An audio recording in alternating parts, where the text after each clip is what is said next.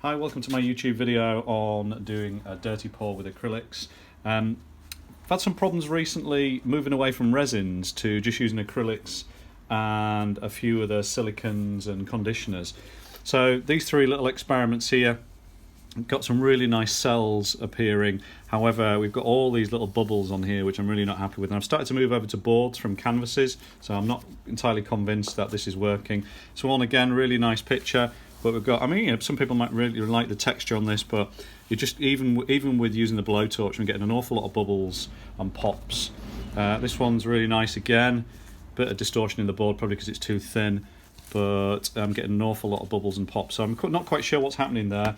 So I'm changing and switching a few things up today. So what we've got here, I've got another canvas board. I've got some white acrylic. Got some new white acrylics, thinking that might be part of the problem. Got some bright yellow, got some gold, give it a little bit of sheen, and a bit of yellow ochre. So what we're going to do first is we're going to use this, which is sort of an acrylic paint conditioner, just to sort of get them down to be a little bit more liquidy.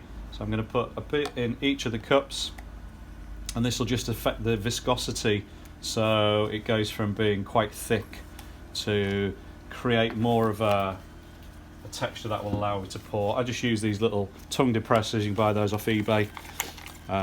Just quite cheap throwaway little stirring spoons. So I'm just going to pass that over to my able assistant to pour. So you can give that a stir. And you can get that yellow one. Get all the paint conditioner mixed in with the acrylic. And you see it's starting to become a lot looser now, which is going to give us that... Oh, hey, there we go. Try not to get it down yourself. That's going to give us that ability when it's really mixed in to... Just wipe that on my tablecloth. To actually pour that in. And the next one, the gold. I've used gold acrylic before to try and give it a metallic, but it doesn't mix really well. It goes really lumpy. So I'm just going to give it another go. Might just be the age of the acrylic I'm using. No, see, look, that's gone all really lumpy. It's not really mixing, so I'm going to not use that one. Let's just see what colour this one is. So I've got a white so far, and I've got a bit of a yellow ochre. So I'm just going to pass that over to my able assistant to mix that one up. And what we might do, I'm just going to reach over and maybe add another little colour in here. Might add a little bit of yellow. You can use inks as well as acrylic paint, so these are magic colour speed dry inks. So I'm just going to put a few drops of yellow in there. Mix that with a little bit of paint conditioner and give that a stir up, just because I've taken that gold out, just try and get another variety. So acrylic inks as well as acrylic paints are really good for getting this. Now, to create that cell structure that sometimes you see on these YouTube videos, we use some sort of silicone. Now, originally I tried WD-40, which was found out silicone free, so that didn't work. And then I got a silicone based spray, which was better, but because it was an aerosol, didn't really disperse that well. So I've just bought this off Amazon, which is silicone oil used for things like treadmills and stuff like that. So all I'm going to do is I'm just going to put a few drops in each one, and then we're going to see what happens. So if my able assistant can grab a pot and just stir that silicone oil in. I'm curious to see what this does when we actually mix that thoroughly in, get that silicone oil mixed in with all the acrylics and all the paint conditioner.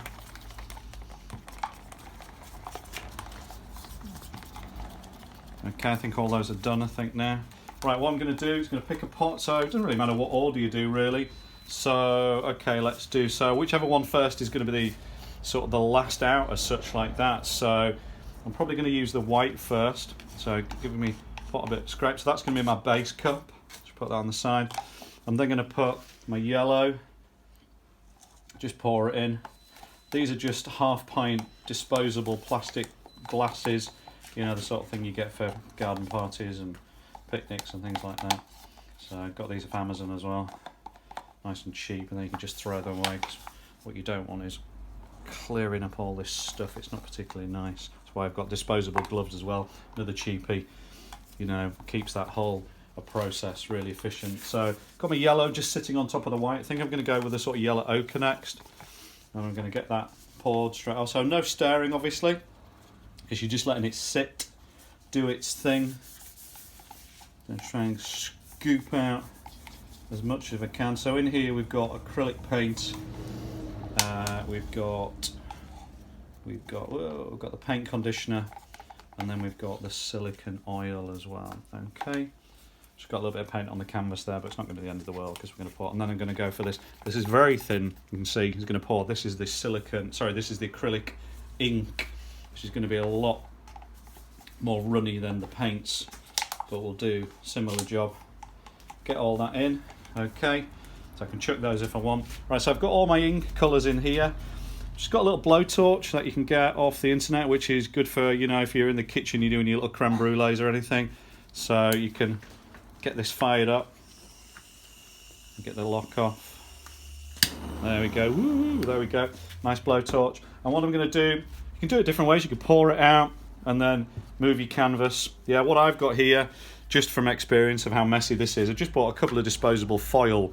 You know, the sort of thing you'd roast a chicken in, just really cheap throwaway stuff. This is just off a barbecue. You could use whatever, just to let it all run in. So what you could do is you could pour it on, or you could put it straight in the middle. So I'm going to do a little bit like you would sort of flip a pancake almost. I'm going to put it straight in the middle like that. You see it's starting to ooze out already. Yeah, you can see it bubbling away. And then just going to give it a tap. Yeah, and then we're going to take it off. There we go. If we just get a little bit closer with the cameraman, please. There you go. See, it's starting to just break up. Little cells in here are appearing, which is probably what the silicone oil has done. Obviously, I need to get that to the edges, so this is where it does get a little bit messy now. So this is where you want to not do it on your mum's best dining table. So I'm just going to work it to the edges. Almost one of those sort of, you know, crazy games where you're trying to get a ball around a track or something. So I don't want to lose too much paint off the edge. This is where I tend to just use my fingers, and otherwise you're going to lose really a lot of paint. I'm watching that run. Got this dirty splodge from where I dropped it on there. I'm just going to hold my hand on the bottom of the board just to fuzz it in like that, and I'm going to try and do it that way. Yeah, so you can see those cells starting to appear now. A lot of bubbles, little pinhole bubbles you get in this type of artwork. So as I say, since I've gone over to removing water clear casting resin from this process, just because to make it a little bit cheaper, getting all these pinholes, so I'm having a bit of a problem with that at the moment. Just want to get that real nice yellow ochre coming down. Run, come on, you know you want to. Just get that paint running down there. Might just smudge it with my hand a little bit. Come on, get that nice corner. I think it's losing its way. And then what I'm going to do is I'm going to take my gloves off, just get this last bit running down here, just so it doesn't look like I've used my hand to sort of direct it. You don't want it too deliberate, you want it sort of that nice organic feel. Okay, so my canvas is pretty much cleared now, so I'm just going to take my disposable gloves off. This is where it's great if you've got everything disposable, so you can keep nice and clean. So you can see all these little pinhole bubbles. If you go in a little bit closer with the camera, you can see all these little pinhole bubbles appearing. So what you can do, this is where we use the blowtorch, so health and safety is important here, guys. So let's fire the flame up. What you don't want to do is set fire to yourself or anything like that. So what we're going to do is we're going to just drift it over, so you can feel a little bit of heat from about 6-8 inches, so you don't need to go too close because you don't want to scorch the paint. But what this will do is any bubbles will start to pop, and hopefully then when the paint ink mix settles, then it will sort of fill in a little bit. And also, probably not so much with the acrylic pour, but I know when I used to do this with the resins, is by doing this you can actually affect the viscosity. So you know, the more heat, the more liquid the more sort of runny the liquid will become, and you can actually get some of these colours moving. But it's a real fine line because you just don't want to go too close and then catch the paint and then almost like sizzle it as if you're doing some sort of caramel jobby in the kitchen. So just want to make sure we'll pop these bubbles. Might have to come back later on and maybe pop some more. And this is the problem I've had with this process over the last few weeks. So since I've started to play around with it a little bit and take the resin out of the equation, is I'm getting this sort of technique appearing, which is getting all these textures. So, you know, I'm sort of learning as we go, but you get these beautiful sort of abstract pieces. And for me, what I do is I take these and scan them, high resolution scan them, and then I take them into textile. So this is just a stepping stone process for me.